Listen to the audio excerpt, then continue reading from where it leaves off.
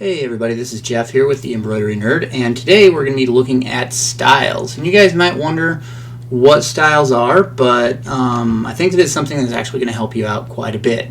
We are in Chroma Luxe right now. I have only seen this feature in Chroma Luxe and not Plus or Inspire, but it's pretty cool, and I figured I'd do a video here to show you.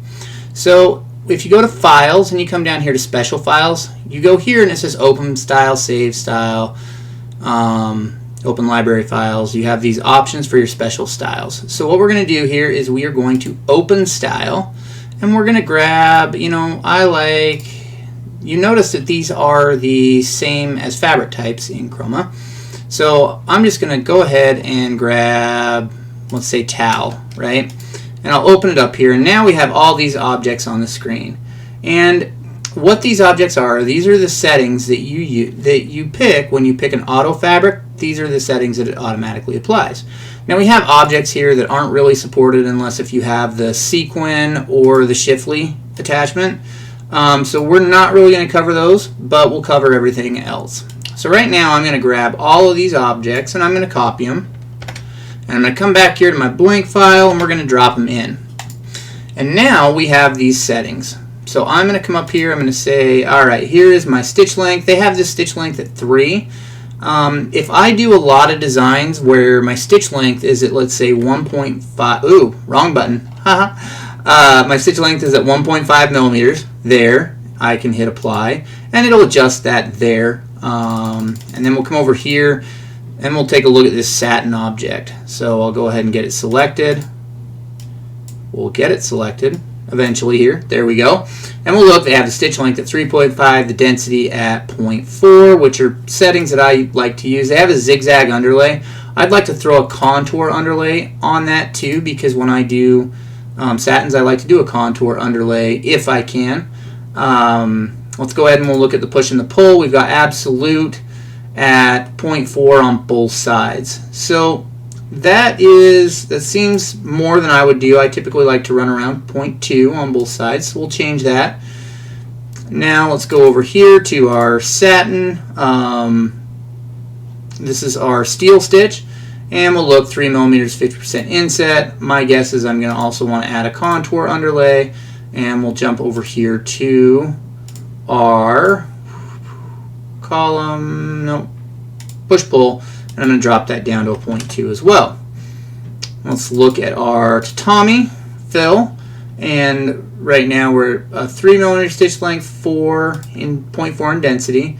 I do want to add a underlay in there, and I like lattice. And so these are settings that I use on a regular basis for files when I digitize. And that's really what I'm setting. I'm setting the styles, if you will, of what I like to use. So here we have this looks like an applique satin.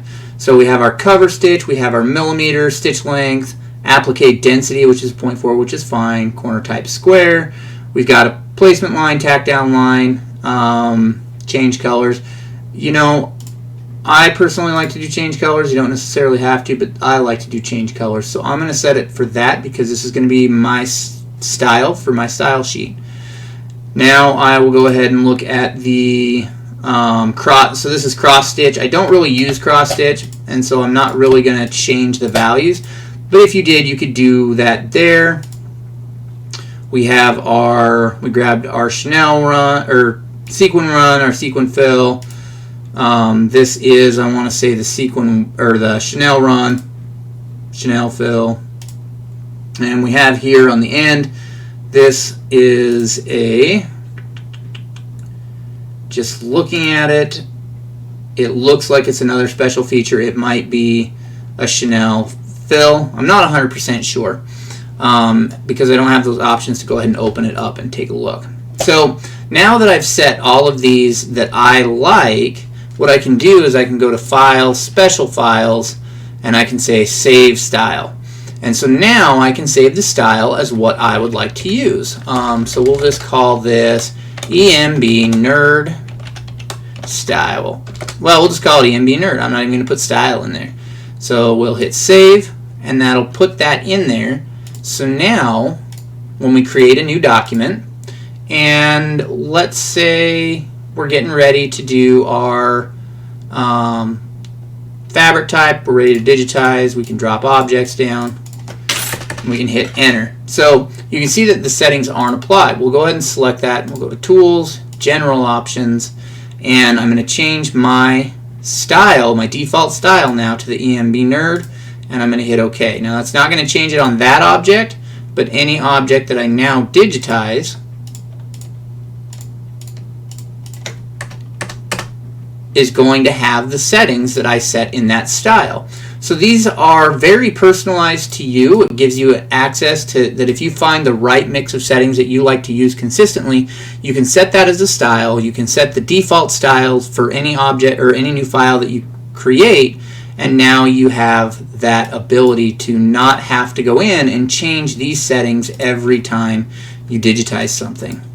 So that is how the default styles works and what you would use it for. I hope that this video helps you out. If you have any questions or comments, please drop them down below.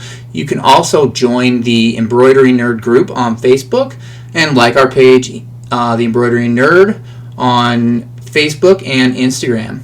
Thank you and have a great evening.